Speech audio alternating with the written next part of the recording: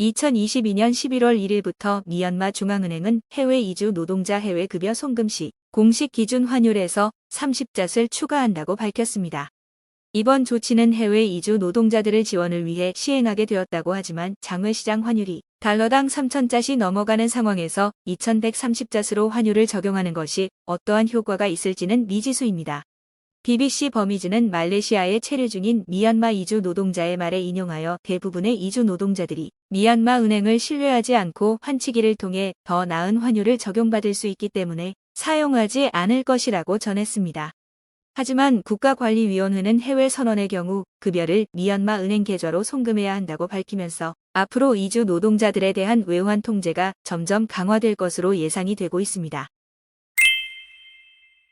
미얀마 건설부 윈페 차관은 도시주택개발부 회의에서 태국 업체 아마타 코퍼레이션 PCL과 건설부가 합작 개발하는 양곤 아마타 스마트 앤 에코시티 사업이 재개되고 있다고 밝혔습니다. 아마타 스마트 앤 에코시티 사업은 NLD 정권 때부터 다곤 동부 타운십 2,000에이커 부지에서 시행되는 미얀마 태국의 대표적인 부동산 개발 사업이었으나 국가 비상사태 이후 태국 측에서 전면 중단한 바 있습니다. 초기 투자액은 2억 7천만 달러로 미얀마 도시주택개발부 20%, 아마타 아시아 미얀마 리미티드 80%로 지분이 구성되었습니다. 차관은 양곤 아마타 스마트 앤 에코 시티 사업뿐만 아니라 양곤 지역에서는 민글라돈 공단과 한 미얀마 경제협력산업단지 KMIC, 펄라인 골프장과 주택사업도 재개되고 있다고 강조하였습니다. 국가관리위원회 측에서는 그동안 중단되었던 주요 건설 사업들이 재개가 된다고 강조를 하고 있지만 실제 사업을 주도하는 해외 기업들은 침묵을 지키고 있어 실제 진행 여부는 좀 더 지켜봐야 할 것입니다. 국가관리위원회는 국내외 NGO에 중점을 둔 미얀마 단체법을 개정 강화하였습니다. 국영신문 글로벌 뉴 라이트 오브 미얀마의 일부 공개된 영문판과 국방일보 미야와디의 전체 공개된 미얀마 언어판 법안을 보면 국내외 NGO에 대한 통제를 강화에 중점을 두었습니다. 개정된 법안을 보면 사회적 지원을 수행하는 국내외 NGO만을 대상을 한다고 되어 있으며 정치나 경제, 종교와 관련된 단체와 같이 다른 법에 의해 설립된 단체는 명확하지는 않지만 제외되는 것으로 보입니다. 이미 2014년 때인세인 정권 시절에 미얀마 단체법이 제정되었지만 이 정도로 강화된 법은 아니었습니다. 공식적으로 등록되지 않은 단체에서 근무하는 직원은 징역형을 받게 됩니다. 반군 또는 불법 조직과 직간접적으로 접촉이 있을 경우에도 처벌을 받게 됩니다. 단체들은 특정 정당 캠페인이나 특정 종교를 위한 운동, 영리 목적의 활동 참여가 금지됩니다. 단체들은 불법 자금이나 자금 은폐 활동도 금지한다고 합니다. 처벌 사항을 보면 위반 시 벌금 50만 잣에서 최대 징역 5년형까지 가능하며 적발된 단체의 재산을 압류할 수도 있도록 개정이 되었습니다. 국외 NGO 위원회를 등록하려면 최소 미얀마 국민의 40%로 구성이 되어야 합니다.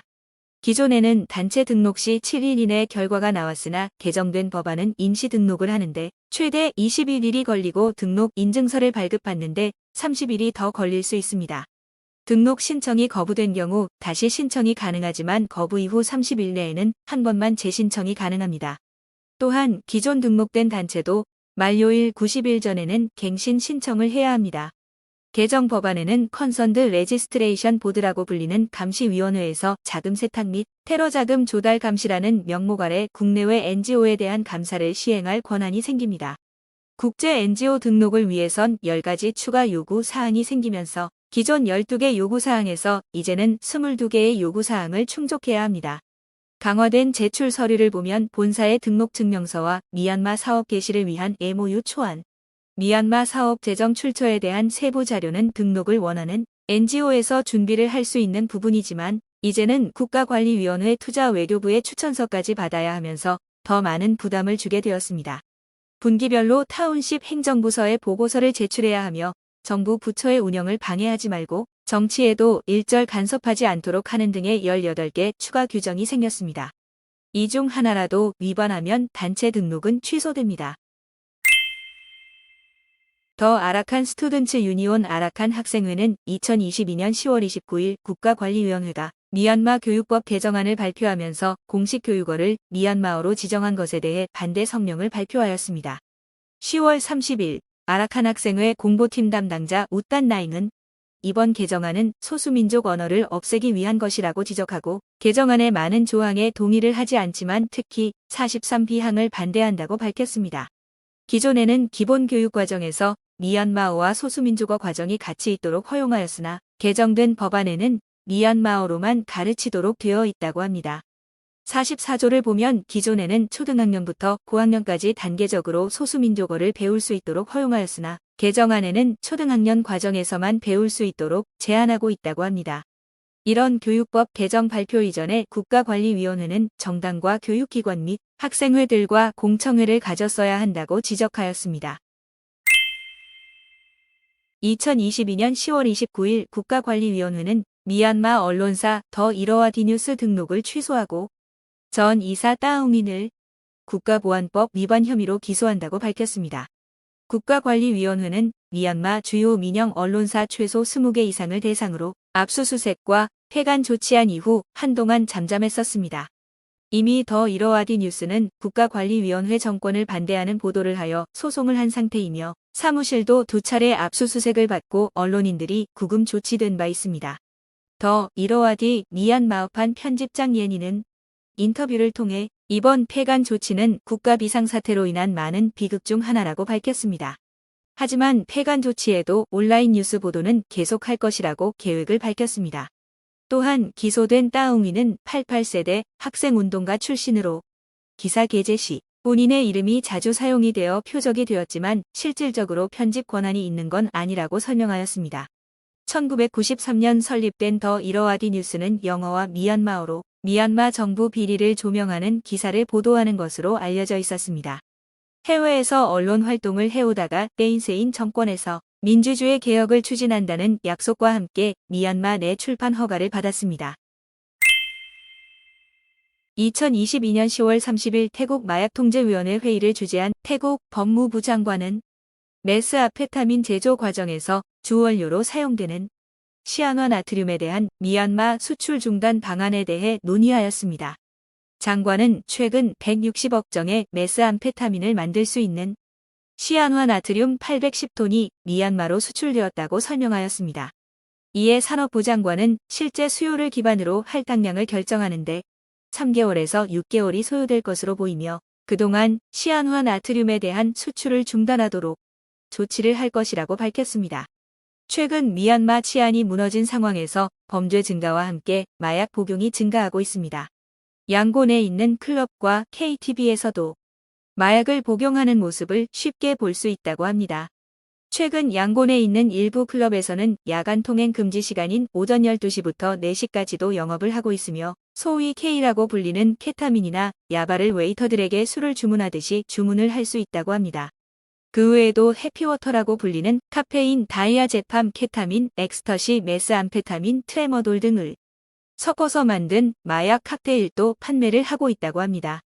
이미 미얀마에서는 국가 비상사태가 발생하기 몇 달 전부터 중국 삼합회가 소수민족 무장단체 및 국경수비대와 마약 생산을 위한 거래를 시작하였습니다. 최근에는 알약 형태로 된 WI라는 브랜드까지 붙은 야바라는 합성 마약은 인근 국가뿐만 아니라 한국까지도 수출이 된다고 합니다. 이 마약은 메스암페타민과 카페인이 주성분인 각성제 분말을 알약으로 만든 제품으로 수익성이 좋은 마약이라고 합니다. 미얀마 무역부는 국제자금 세탁방지기구 권고사항 준수를 위해 국경무역 거래 시 은행 시스템을 통한 무역 거래만 허용한다고 밝혔습니다. 이에 2022년 11월 1일부터 미얀마 태국 국경무역에서 시범 운영이 되며 수출 입업체는 수입 허가서 신청을 할 때 구비 서류로 은행에서 발급한 크레디트 어드바이스와 은행 거래 명세서 원본을 무역부에 제출해야 합니다. 제출된 서류를 확인한 이후 무역부에서는 은행 계좌 잔고에 따른 수입 허가서를 발급하게 됩니다. 2022년 10월 31일까지 발급된 수입 허가서는 11월 30일까지 유효기간이 주어지며 이후 취소가 된다고 합니다. 수입 허가서 신청을 하지 않아도 되는 경우에도 크레디트 어드바이스와 은행 거래 명세서는 제출해야 합니다. 수입 대금 지급 시 사용할 수 있는 외화는 2022년 4월 1일 이후 입금된 수출 대금과 해외 이주 노동자 급여 등으로 미얀마로 공식 송금되어 발생하는 어닝머니만 사용이 가능하다고 합니다. 국민통합정부 기획재정투자부는 저항단체와 국민들이 사용할 수 있도록 모바일 결제 플랫폼 NUG 페이 앱을 출시하였으나 실 사용자들이 사용하는데 불편한 점이 많아 불만의 목소리가 커지고 있습니다. 가장 큰 문제점은 당연히 우려했던 것이지만 사용자는 입출금을 할 수 있는 가맹점을 찾을 수 없고 가입 신청을 해도 처리가 제대로 안 된다는 것입니다. 또한 실사용자들은 국가관리위원회의 검문 검색을 피하기 위해선 공공장소를 방문할 때마다 앱을 삭제했다가 집에 와서 다시 설치해야 하는 상황이다 보니 현실적으로 사용을 하기는 힘든 상황이라고 합니다. 얼마 되지 않는 가맹점에서도 입출금을 진행하기 위해선 국민통합정부 기획재정투자부의 승인 코드를 받기 위해 기다려야 한다고 합니다. NUG페이는 2022년 6월 26일 시범 운영을 시작하고 9월 26일부터 정식 상용 서비스를 시작하였습니다.